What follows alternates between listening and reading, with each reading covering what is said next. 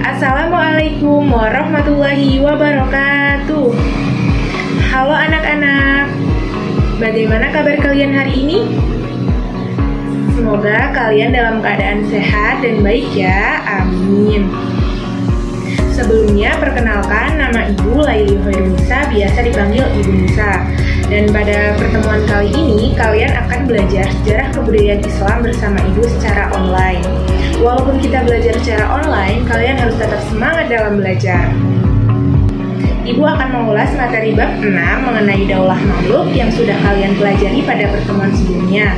Oleh karena itu, simak video ini dengan baik ya, agar kalian dapat memahami materi yang Ibu sampaikan. Dan jangan lupa untuk menyiapkan alat tulis serta bukunya ya. Tujuan pembelajaran ini, siswa diharapkan dapat 1. Meyakini nilai positif dari perjuangan Daulah Mamluk untuk membangun peradaban Islam. 2. Meneladani sikap berani sebagaimana Daulah Mamluk menunjukkan keberaniannya. 3. Menelaah Daulah Mamluk membangun peradaban Islam di Mesir. Dan yang keempat, menyajikan informasi sejarah berdirinya Daulah Mamluk dan perannya membangun peradaban Islam di Mesir. Tahukah kalian apa itu Daulah Mamluk? Mamluk merupakan kata tunggal yang berasal dari bahasa Arab yang berarti budak yang ditawan. Daulah Mamluk, sebagaimana ditunjukkan oleh namanya, merupakan daulah para budak yang berasal dari beragam kelompok suku non-daulah yang membentuk sebuah pemerintahan, menggantikan Daulah Ayyubiyah yang telah berkuasa selama 79 tahun di Mesir pada tahun 1171 sampai 1250 Masehi. Tahukah kalian bahwasanya sejak era Khalifah Abbasiyah atau tepatnya pada masa Khalifah Al-Ma'mun dan juga Khalifah Al-Mu'tasim, kata Mamluk ini menjadi istilah yang digunakan untuk menyebutkan kelompok budak kulit putih. Dan pada masa itu, Mamluk dibeli oleh para khalifah atau gubernur untuk membentuk kelompok pasukan militer khusus. Pasukan ini menjadikan mereka penopang untuk memperkuat pengaruh mereka. Seiring berjalannya waktu, para Mamluk menjadi satu-satunya perangkat militer di beberapa negara Islam seperti dinasti Mamluk yang berdiri di Mesir dan Syam. Kala itu, para budak atau Mamluk dipasok dari kawasan Transaksonia.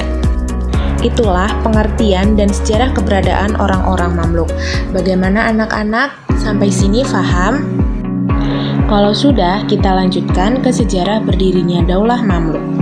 Bagaimana sih orang-orang Mamluk itu sendiri bisa sampai mendirikan sebuah dinasti yang nantinya mampu mengalahkan pasukan Mongol di Mesir? Langsung saja ke latar belakang berdirinya dinasti Mamluk ya. Kekuasaan Mamluk di Mesir dimulai ketika terjadinya perpecahan kekuasaan di kalangan anggota keluarga Salahuddin Al-Ayyubi yang merupakan pendiri dinasti Ayyubiyah atau penguasa Mesir kala itu. Pada saat itu, Turansyah yang merupakan keturunan terakhir dari dinasti Ayyubiyah naik tahta menggantikan ayahnya, yaitu Al-Malik Al-Salih.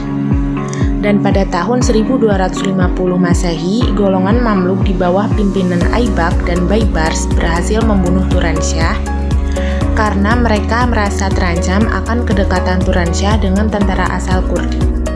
Sementara itu, istri Al-Malik Al-Salih yaitu Syajara Al-Dur, seorang yang juga berasal dari kalangan Mamluk, berusaha mengambil alih kekuasaan sesuai dengan kesepakatan golongan Mamluk.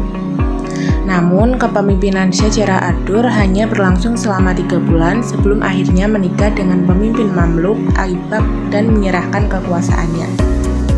Setelah mengambil alih pemerintahan, Aibak malah membunuh Syajara Ad-Dur. Lalu, ia mengambil sepenuhnya kendali pemerintahannya dan sempat menunjuk seorang keturunan penguasa Ayyubiyah bernama Musa sebagai Sultan Syari atau formal di samping dirinya yang bertindak sebagai penguasa yang sebenarnya. Namun, Musa akhirnya dibunuh oleh Aibak, dan ini merupakan akhir dari kekuasaan Ayyubiyah di Mesir dan awal dari kekuasaan dinasti Mamluk. Daulah Mamluk berkuasa di Mesir pada tahun 1250 sampai 1517 Masehi. Meskipun Daulah Mamluk terdiri atas berbagai ras yang berbeda-beda, mereka mampu mengapresiasi dengan baik pembangunan arsitektur dan kesenian sehingga dalam kedua bidang itu, Mesir boleh dibandingkan dengan daulah-daulah yang lain.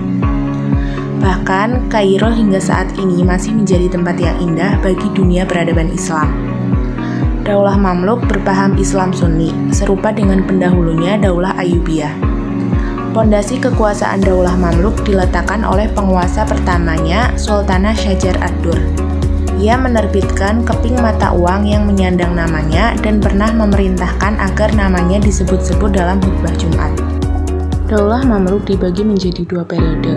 Periode yang pertama yaitu Mamluk Bahri yang berkuasa pada tahun 1250 sampai 1390 Masehi.